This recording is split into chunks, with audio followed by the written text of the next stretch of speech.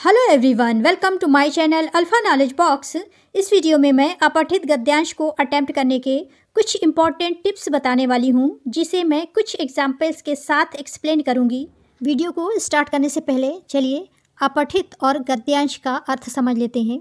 अपठित का अर्थ है जिसे अभी तक आपने नहीं पढ़ा है, और गद्यांश दो शब्दों से मिलकर के बना हुआ है, गद्य प्लस अंश, यानी किसी गद्य का अंश या उसका छोटा सा भाग।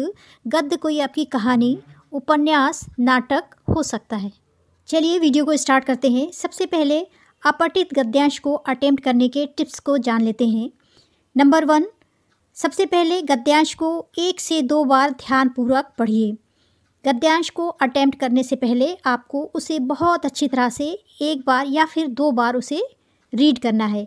सेकेंड, गद्यांश को पढ़ने के बाद सभी प्रश्नों को अच्छी तरह से पढ़ें। गद्यांश में जो भी प्रश्न दिए हुए हैं उन्हें 1 बाय 1 करके आपको पढ़ना है। थर्ड, प्रश्नों के उत्तर ध्यानपूर्वक खोजें। जो भी गद्यांश है उसमें पूछे गए प्रश्नों के उत्तर आप अच्छी तरह से सर्च करेंगे, यानी ढूंढेंगे। 4, गद्यांश के जिन वाक्यों में प्रश्न का उत्तर मिल रहा हो उसे प्रश्न का नंबर लिखकर रेखांकित करेंगे। फॉर एग्जाम्पल, अगर सेकेंड नंबर के प्रश्न का उत्तर आपको तीसरी लाइन में मिल रहा है तो वहाँ पर 2 नंबर डाल करके आप उसे अंडरलाइन कर देंगे। 5, इसी प्रकार सभी उत्तरों को रेखांकित करेंगे। बारी बारी से आप क्वेश्चंस को पढ़ेंगे और जहाँ पर भी आंसर मिल रहा है उस क्वेश्चन का नंबर डाल करके उस सेंटेंस को, वाक्य को अंडरलाइन कर देंगे। 6, याद रखें, प्रश्नों के उत्तर हमेशा गद्यांश व आसान भाषा में लिखें। जब भी आप प्रश्न लिखें तो इस बात का ध्यान रखें कि उत्तर आपका हमेशा गद्यांश के अंदर हो, बाहर से आप उत्तर का मैटर नहीं लेंगे। 7, शीर्षक गद्यांश का केंद्र बिंदु होता है, इसलिए संक्षिप्त, आकर्षक और सार्थक होना चाहिए। जब भी आपसे गद्यांश का शीर्षक पूछा जाए तो उसे आप हमेशा छोटा यानी संक्षिप्त लिखिए, आकर्षक हो ऐसा लिखिए, और वो पूरे गद्यांश का अर्थ बता रहा हो। किसी एक लाइन को पढ़ करके आपको शीर्षक नहीं लिखना है। लास्ट, शीर्षक एक शब्द से अधिक और 3 या फिर 4 शब्दों का होना चाहिए। यानी जब भी आप शीर्षक लिखें तो इस बात का ध्यान रखें कि वो एक शब्द से बड़ा और 3 या 4 शब्दों तक ही हो, इससे बड़ा आपको शीर्षक नहीं लिखना है। चलिए अब अपठित गद्यांश के उदाहरण को देख लेते हैं। ये उदाहरण नंबर 1 है। यहाँ पर हम ये भी समझेंगे कि एक अपठित गद्यांश से आपसे किस तरह के क्वेश्चन पूछे जा सकते हैं। निम्नलिखित अपठित गद्यांश को ध्यान से पढ़ें और प्रश्नों के उत्तर दें। बढ़ती जनसंख्या ने अनेक प्रकार की समस्याओं को जन्म दिया है। रोटी, कपड़ा, मकान की कमी, बेरोजगारी, निरक्षरता, कृषि एवं उद्योगों के उत्पादनों में कमी आदि। हम जितनी अधिक उन्नति करते हैं या विकास करते हैं, जनसंख्या उसके अनुपात में बढ़ जाती है। बढ़ती जनसंख्या के सापेक्ष हमारा विकास बहुत कम रह जाता है और विकास कार्य दिखाई नहीं देता। बढ़ती जनसंख्या के समक्ष सभी सरकारी प्रयास असफल दिखाई देते हैं। कृषि उत्पादन और औद्योगिक विकास बढ़ती जनसंख्या के सामने नगण्य सिद्ध हो रहे हैं। इन सभी बातों को ध्यान में रखते हुए जनसंख्या वृद्धि पर नियंत्रण की अति आवश्यकता है। इसके बिना विकास के लिए किए गए सभी प्रकार के प्रयत्न अधूरे रह जाएंगे। यहाँ पर अगर आप ध्यान दें तो सभी प्रश्न ऑब्जेक्टिव टाइप हैं, यानी वस्तुनिष्ठ टाइप के हैं। यानी आपसे कोई ऐसा अपठित गद्यांश पूछा जा सकता है जिसमें केवल वस्तुनिष्ठ टाइप के ही क्वेश्चन हों। इनका उत्तर देते समय आप डायरेक्ट इन पर टिक करके भी आंसर अपनी उत्तर पुस्तिका में लिख सकते हैं। प्रश्न का, बढ़ती जनसंख्या से किसमें कमी आई है? नंबर 1, बेरोजगारी, गरीबी, निरक्षरता, कृषि एवं उद्योग के उत्पादनों में। चलिए इसे गद्यांश में सर्च करते हैं। बढ़ती जनसंख्या ने अनेक प्रकार की समस्याओं को जन्म दिया है। रोटी, कपड़ा, मकान की कमी, बेरोजगारी, निरक्षरता, कृषि एवं उद्योग के उत्पादनों में कमी। तो आंसर आपको इस वाक्य में मिल रहा है। यहाँ पर चाहें तो आप क्वेश्चन का या नंबर 1 डाल सकते हैं, या फिर डायरेक्ट आप अपनी उत्तर पुस्तिका में ये आंसर लिख सकते हैं।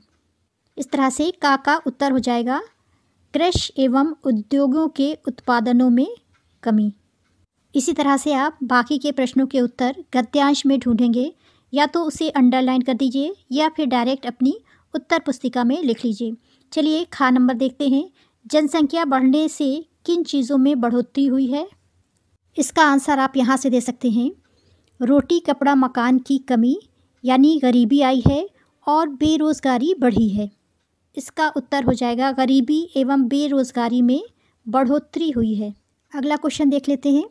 हमारा विकास कार्य दिखाई नहीं देता क्योंकि इस क्वेश्चन का आंसर यहाँ पर है बढ़ती जनसंख्या के समक्ष हमारा विकास बहुत कम रह गया है और विकास कार्य दिखाई नहीं देता, जिसका अर्थ है विकास के अनुपात में जनसंख्या वृद्धि अधिक है, इसलिए आंसर हो जाएगा फर्स्ट। अगला प्रश्न है बढ़ती जनसंख्या ने किन समस्याओं को जन्म दिया है?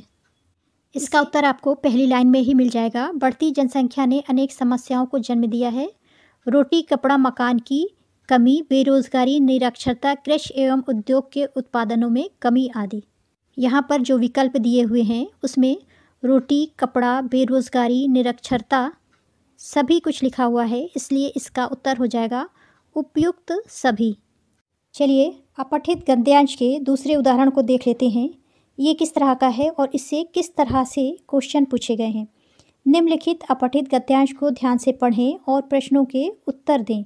लगभग 200 वर्ष की गुलामी ने भारत के राष्ट्रीय स्वाभिमान को पैरों से रौंद डाला, हमारी संस्कृति को समाप्त कर दिया, हमारे विश्वास को हिला दिया और हमारे आत्मविश्वास को चकनाचूर कर दिया।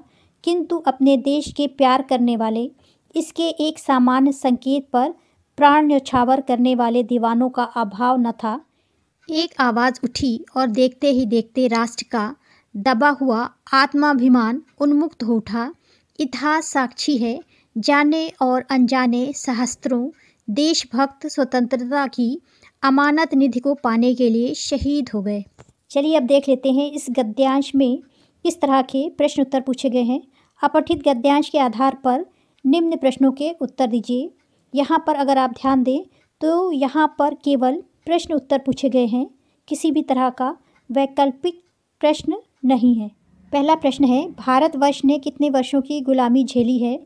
इसे गद्यांश में देखते हैं। लगभग 200 वर्ष की गुलामी ने भारत के राष्ट्रीय स्वाभिमान को पैरों से रौंद डाला। ये वाक्य क्वेश्चन से मिल रहा है, इसलिए इसे क्वेश्चन का पहले आप नंबर दे दीजिए, का दे दीजिए या फिर 1 दे दीजिए। प्रश्न खा गुलामी ने भारत को क्या हानि पहुंचाई? गद्यांश में देखिए गुलामी ने भारत के राष्ट्रीय स्वाभिमान को पैरों से रौंद डाला, हमारी संस्कृति को समाप्त कर दिया, हमारे विश्वास को हिला दिया और हमारे आत्मविश्वास को चकनाचूर कर दिया। इन वाक्यों को 2 नंबर या फिर खा नंबर दे दीजिए। प्रश्न का इस देश की क्या विशेषताएं रहीं?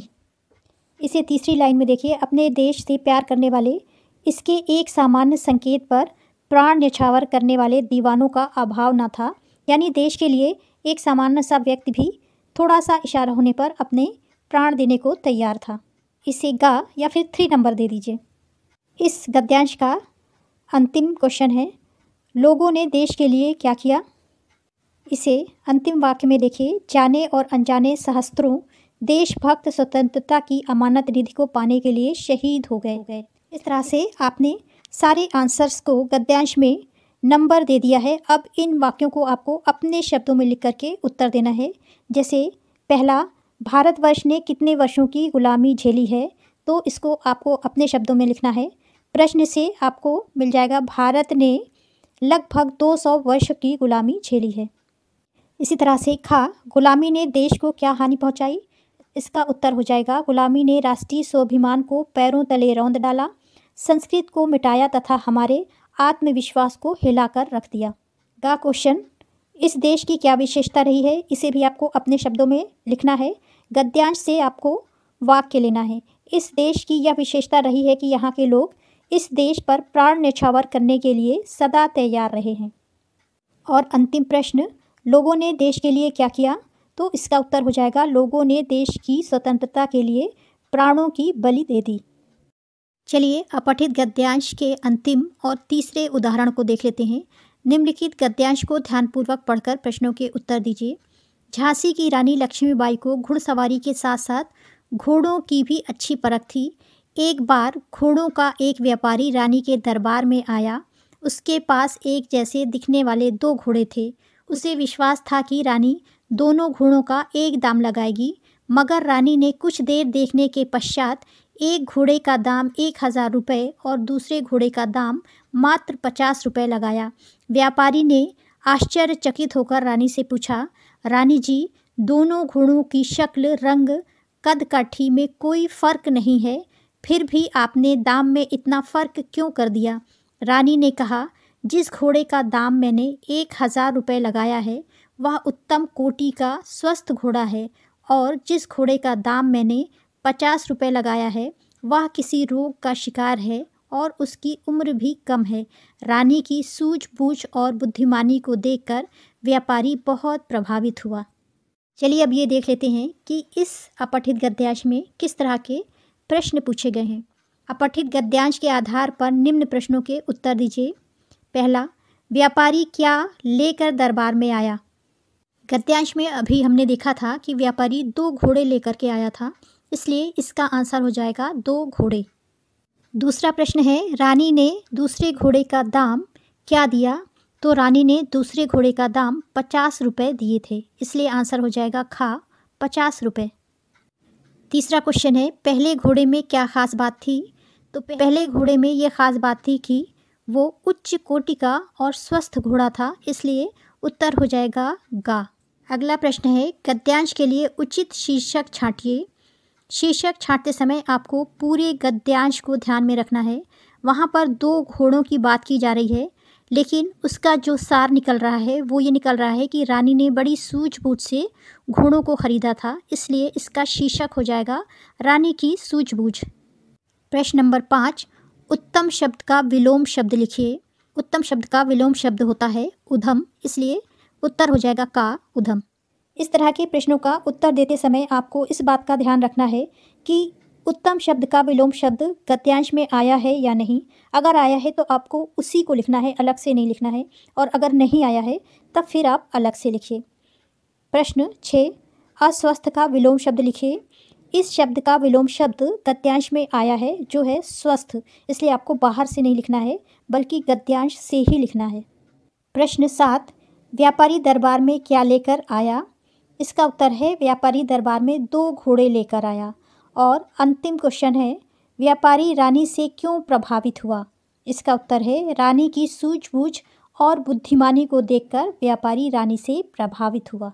इस तरह से हमने देखा कि आपसे कोई अपठित गद्यांश ऐसा पूछा जा सकता है जिसमें केवल विकल्प दिए हुए हों, या ऐसा अपठित गद्यांश पूछा जा सकता है जिसमें केवल क्वेश्चन आंसर यानी प्रश्न उत्तर हो, या फिर आपको इस तरह का अपठित गद्यांश दिया जाए जिसमें विकल्प हो, व्याकरण हो और प्रश्न उत्तर भी हो। This is the end of video. Thanks for watching. अगर आपको ये वीडियो अच्छी लगी हो तो प्लीज़ मेरे चैनल को लाइक, शेयर एंड सब्सक्राइब करें।